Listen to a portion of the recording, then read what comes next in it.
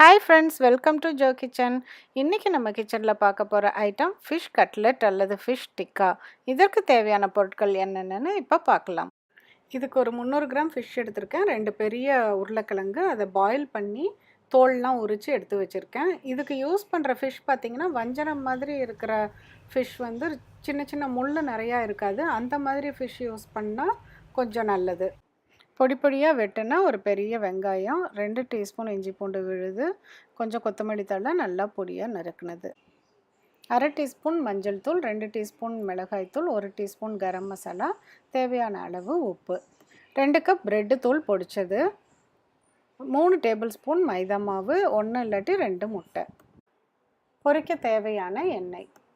First நம்ம மீனை வந்து அவிச்சு வச்சுக்கணும். இப்போ வந்து அதை அவிக்கிறதுக்கு இட்லி பானையில் அவிச்சு வைக்கலாம். ஒரு 4 நிமிஷம் அவிச்சு வைக்கலாம். அப்படி இல்லைன்னா மைக்ரோவேவில் 1 நிமிஷம் ஒரு சைடு வேகிறதுக்கு. அதுக்கப்புறம் அந்த சைடை வந்து நம்ம மெதுவாக அந்த முள்கரண்டியால் திருப்பிட்டு அடுத்த சைடை வந்து 1 நிமிஷத்துக்கு மறுபடியும் வச்சு வேக வைக்கணும். இங்கே பாருங்கள், அடியில் வந்து வெந்திருக்கும், மேலே சைடு வந்து வெந்திருக்காது. ஸோ இதை வந்து மெதுவாக அந்த பக்கமாக திருப்பி விட்டுட்டு திருப்பியும் வேக வைக்கணும். இந்த பார்த்திங்களா, இப்போ வந்து பின்னாடி சைடு நல்லா வெந்திருக்கு. ஸோ 2 பக்கமும் ஓரளவுக்கு இது சீக்கிரம் குக் ஆயிரும். ஃபிஷ் எப்போவுமே சீக்கிரம் குக் ஆயிரும். பாருங்கள், 1 நிமிஷம் வச்சதுக்கப்புறம் ஃபுல்லாக வந்து வெந்திருக்குது. ஒரு பேனில் 1 டேபிள் ஸ்பூன் எண்ணெய் ஊற்றி காஞ்சதும் நறுக்கி வச்சுருக்க வெங்காயத்தை போட்டு அதோட வதக்கணும். வெங்காயத்து கூடயே கொஞ்சம் உப்பும் போட்டு வதக்கணும். வெங்காயம் கொஞ்சம் வதங்கினதுக்கப்புறம் அரைச்சி வச்சுருக்க இஞ்சி பூண்டு பேஸ்ட் அதையும் சேர்த்து போட்டு நல்லா வதக்கணும். இஞ்சி பூண்டு பேஸ்ட்டையும் போட்டு நல்லா வதக்கின அப்புறம் மற்ற பொடி ஐட்டம்ஸ் எல்லாம் இதில் போடணும். மஞ்சத்தூள், மிளகாத்தூள், கரம் மசாலாத்தூள், இது எல்லாத்தையும் இதில் வந்து நம்ம சேர்க்க போகிறோம்.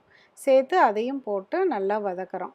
இப்போ இது எல்லாம் நல்லா வதங்கினதுக்கப்புறம் வேக வச்சுருக்க அந்த 3 உருளைக்கிழங்கையும் எடுத்து இதில் போடுறோம்.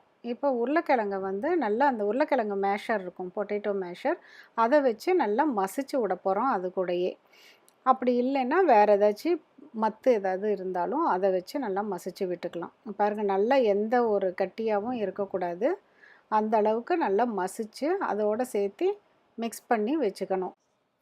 வேக வச்சுருக்க மீன் வந்து லைட்டாக ஆறுனதுக்கப்புறம் அதோட தோல், அதுக்கப்புறம் அதில் இருக்க சின்ன சின்ன முள் அதையெல்லாம் நம்ம ரிமூவ் பண்ணிவிட்டு வெறும் அந்த சதை பகுதியை மட்டும் ஒரு பிளேட்டில் தனியாக எடுத்து வச்சுக்கணும்.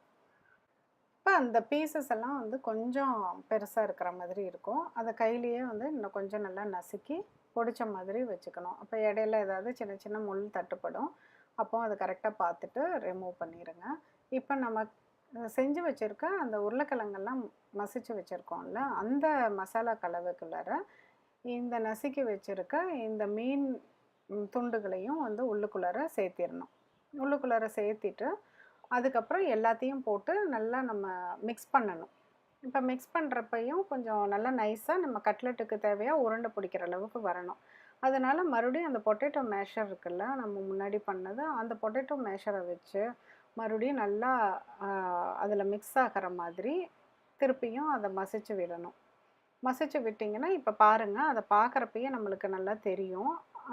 அது வந்து நல்லா ஃபைனாக மிக்ஸ் ஆகிருக்கு அந்த மசாலா கூட அப்படின்னு சொல்லிட்டு. ஸோ இதை வந்து அவ்வளோதான், இதை இப்படியே வந்து விட்டுறணும். இதை தனியாக எடுத்து வச்சுக்கோங்க. இப்போ கட்லெட்டோட அவுட்டர் லேயருக்கு தேவையானதை ரெடி பண்ணணும். அதுக்கு ஒரு முட்டையை எடுத்து ஃபோர்க் வச்சு நல்லா பீட் பண்ணி ஒரு கப்பில் எடுத்து தனியாக வச்சுக்கணும்.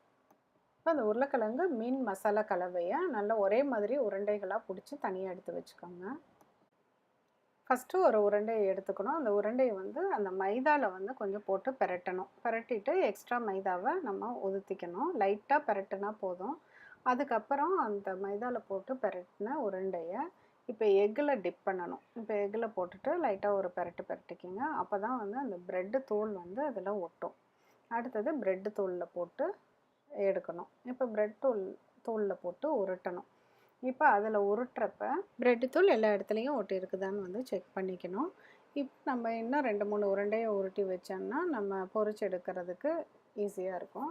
ஃபஸ்ட்டு மைதாவில், அதுக்கப்புறம் எக்கில் போட்டு டிப் பண்ணிவிட்டு அதுக்கப்புறம் ப்ரெட் க்ரம்ஸில் போட்டு ரோல் பண்ணி எடுத்து வைக்கிறோம். இனி எப்படி அதை ஷேப் பண்ணுறதுன்னு சொல்லி பார்க்கலாம். 2 ஒரே மாதிரியான கப்ஸ் எடுத்துக்கணும். 2 நல்லா ட்ரையாக இருக்கணும், ஈரம் இல்லாமல். ஒரு கப்பில் ஒரு உருண்டையை போட்டு இன்னொரு கப்பை வச்சு அதை லைட்டாக இப்படி ப்ரெஸ் பண்ணணும். இப்படி ப்ரெஸ் பண்ணுறப்ப அது ஒரு ஷேப்புக்கு வந்துடும், நல்லா ரவுண்டு ஷேப்புக்கு வந்துடும். அதை கையில் எடுத்தோம்னா அப்படியே ஒட்டாமல் கீழே விழுந்துடும். இப்போ ஒரு லைட்டாக ஒரு கிராக் இருக்குது. அப்போ அந்த கிராக்கை வந்து அடைச்சிடணும், இல்லாட்டி எண்ணெயில் போட்டால் வெடிச்சிடும். மறுபடியும் எக்கில் லைட்டாக டிப் பண்ணிவிட்டு ப்ரெட்டில் போட்டு தொட்டுட்டிங்கன்னா அது கிராக் வந்து கவர் ஆயிரும். இப்படியே எல்லாத்தையும் அதே மாதிரி ஷேப் பண்ணிவிட்டு தனியாக எடுத்து வச்சுக்கணும். அதுக்கப்புறம் இப்போ பாருங்கள், இந்த வீட்டில் யூஸ் பண்ணுற அந்த மாதிரி கப்ஸ் இல்லைன்னா இது வீட்டில் யூஸ் பண்ணுற காஃபி கப். இந்த கப்பை கூட நம்ம மோல்டு பண்ணுறதுக்கு யூஸ் பண்ணிக்கலாம். இந்த ஷேப் பார்த்திங்கன்னா நல்லா ஷார்ப் எட்ஜஸாக இருக்கும், இன்னும் நீட்டாகவே வரும். ஸோ அந்த மாதிரி எந்த மாதிரி கப் வந்து உங்கள் வீட்டில் கரெக்டாக இருக்குதோ அந்த கப்பை யூஸ் பண்ணிங்கன்னா நல்லாயிருக்கும். இப்போ அடுத்தது வேறு ஒரு ஷேப் வந்து எப்படி பண்ணுறதுன்னு பார்க்கலாம். இப்போ இது ஒரு சிலிண்டர் ஷேப் மாதிரி, அதுக்கும் இதே மாதிரி தான் மைதாவில் போட்டு எக்கில் போட்டு இப்போ பிரெட் க்ரம்ஸில் போட்டு எடுக்கிறோம். நல்லா இதில் பெரட்டி எடுத்ததுக்கப்புறம் அதை லைட்டாக வந்து கையில் வந்து நல்லா ப்ரெஸ் பண்ணி அமுத்தணும். இப்போ பாருங்கள், கையில் நல்லா ப்ரெஸ் பண்ணி அமுத்திட்டு அது நம்மளுக்கு என்ன ஷேப் வேணுமோ அதை செய்யலாம். இப்போ சிலிண்டர் ஷேப்பு வேணும் அப்படின்னு சொன்னால் 2 கையிலையும் வச்சுட்டு அந்த உள்ளங்கையில் வச்சுட்டு நீட்டாக வந்து அப்படியே சப்பாத்தி உருட்டுறோம்ல அந்த மாதிரி வந்து நல்லா நீட்டமாக தேய்க்கணும். இப்போ நீட்டமாக வந்து பண்ணிவிட்டு அந்த ஓரத்தில் வந்து இந்த சிலிண்டர் மாதிரியே ஷேப் வரணும். அப்போ நீங்கள் லைட்டாக இப்படி தட்டிக்கணும். பாருங்கள், இதே மாதிரியே பண்ணிங்கன்னா நல்லா நீட்டாக அழகாக அந்த ஷேப் வந்து வந்துடும். இது இப்படி ரோல் பண்ணி முடிச்சுட்டு அந்த கீழே மேலே பாட்டமும் அந்த லோவர் அண்ட் அப்பர் பார்ட் வந்து நல்லா ஃப்ளாட்டாக வரணும். அதுக்கு அந்த பிளேட்டில் வச்சு இப்படி 2 தட்டு தட்டிட்டிங்கன்னா கரெக்டாக அந்த ஷேப் வந்து வந்துடும். இந்த ஷேப்பையும் நம்ம கொஞ்சம் எவ்வளோ பீசஸ்க்கு இந்த ஷேப் வேணுமோ அதையும் வந்து நம்ம எடுத்து தனியாக வச்சுக்கலாம். இப்போ அடுத்தது ஹார்ட்டின் ஷேப் எப்படி பண்ணுறதுன்னு பார்க்கலாம். அதே மாதிரி பிரெட் க்ரம்ஸில் போட்டு பெரட்டி எடுத்ததுக்கப்புறம் நம்ம உள்ளங்கையில் வச்சு இப்படி நல்லா தட்டிக்கிங்க. சைடில் அந்த கீழே வி ஷேப் வர மாதிரி கொஞ்சம் இந்த சைடும் அந்த சைடும் 2 பக்கமுமே நல்லா ப்ரெஸ் பண்ணிக்கணும். உடையாமல் ஜென்டிலாக ப்ரெஸ் பண்ணுங்கள். 2-3 தடவை செஞ்சதுக்கப்புறம் அந்த ஷேப் வந்து நம்மளுக்கு கொஞ்சம் ஃபாஸ்ட்டாக வந்துடும். பண்ணிவிட்டு மிடில் வந்து ஒரு சின்ன பள்ளம் மாதிரி வரணும், அந்த ஹார்ட்டின் ஷேப் வர மாதிரி 2 பக்கமும் அந்த மாதிரியே பண்ணிவிட்டு கொஞ்சம் அமுத்தின அப்புறம் அந்த பிரெட் க்ரம்ஸ் எல்லாம் கொஞ்சம் கொஞ்சம் கம்மியான மாதிரி இருக்கும். ஸோ அகெயின் நம்ம நல்லா நீட்டாக அந்த ஷேப்புக்கு கொண்டாந்துட்டு அகெயின் அந்த பிரெட் க்ரம்ஸில் போட்டு ஒருக்கா பெரட்டணும். இப்போ பிரெட் க்ரம்ஸில் போட்டு பெரட்டிட்டு நம்ம இந்த ஷேப்பை வந்து சரி பண்ணிடணும். இப்போ இந்த ஷேப்பெல்லாம் பண்ணுறப்ப புதுசாக பண்ணுறப்ப கொஞ்சம் டைம் எடுக்கிற மாதிரி இருக்கும். பட் பழகிட்டோம்னா அது கொஞ்சம் ஃபாஸ்ட்டாகவே செய்கிறதுக்கு வரும். அடுத்தது லாலிபாப் மாதிரி செய்கிறது. இது சின்ன சின்ன உருண்டையாக பிடிச்சிட்டு அதை அப்படியே ஃப்ரை பண்ணி முடித்ததுக்கப்புறம் ஒரு டூத்பிக் வச்சு மேலே குத்திடணும், அவ்வளோதான். இப்போ பாருங்கள், அந்த ஷேப் எல்லாமே வந்து வரிசையாக வச்சுருக்கேன். அந்த ரவுண்டடாக வந்து வரது டம்ளரில் போட்டு எடுத்திங்கன்னா ஷார்ப் எட்ஜஸாக இருக்கும். அதுக்கப்புறம் அந்த சிலிண்ட்ரிக்கல் ஷேப்பு, அந்த லாலிபாப் மாதிரி சின்ன சின்ன உருண்டை, அப்புறம் அந்த ஹார்ட்டின் ஷேப்ஸ். இன்னும் உங்களுக்கு வேணும்னா மஷ்ரூம், ஸ்டார் அது மாதிரி எது வேணால் வந்து செய்யலாம். குழந்தைங்களும் இதை ரொம்ப விரும்பி சாப்பிடுவாங்க. இப்போ எல்லா பீஸும் ஷேப் பண்ணதுக்கப்புறம் இதை வந்து நம்ம ஃப்ரை பண்ண வேண்டியது தான். இப்போ எல்லாமே வெந்திருக்கிறனால நம்ம ஜஸ்ட் அந்த அவுட்டர் லேயர் நல்லா மொறுமொறுன்னு கிறிஸ்பியாக வர அளவுக்கு நல்லா கோல்டன் ப்ரௌன் கலரில் வர அளவுக்கு நம்ம ஃப்ரை பண்ணி எடுத்து வச்சா போதும். இதை deep fry, shallow fry or tawa fry கூட பண்ணிக்கலாம், தோசைக்கல்லில் போட்டு. ரொம்ப ஆயில் வேண்டாம் அப்படின்னு வந்து நினச்சோன்னா. இப்போ பாருங்கள், நல்ல கோல்டன் கலரில் இது நல்லா அழகாக வந்துடும். ஒன்றும் தப்பெல்லாம் வர்றதுக்கு சான்ஸ் வந்து ரொம்ப கம்மி. அதனால் நீங்கள் ஃப்ளேம் மட்டும் கொஞ்சம் மீடியம் ஃப்ளேமில் வச்சுட்டு செய்யணும். இது மாதிரியே எல்லா ஷேப்ஸையும் வந்து ஃப்ரை பண்ணி எடுத்து வச்சிடணும். இப்போ வந்து ஒரே மாதிரி இருக்கிற ஷேப்ஸை ஒன்றா ஃப்ரை பண்ணால் பெட்டராக இருக்கும். ஏன்னா இப்போ இந்த சிலிண்டர் ஷேப்புன்னு பார்த்தீங்கன்னா கொஞ்சம் பரட்டி விடுற மாதிரி இருக்கும். மற்ற ஷேப்லாம் பார்த்தீங்கன்னா திருப்பி விடுற மாதிரி இருக்கும். ஸோ நம்மளுக்கு ஒரே மாதிரி ஷேப்ஸாக போட்டு ஃப்ரை பண்ணிட்டோம்னா ஈஸி. அடுத்தது ஹார்ட் ஷேப்பு.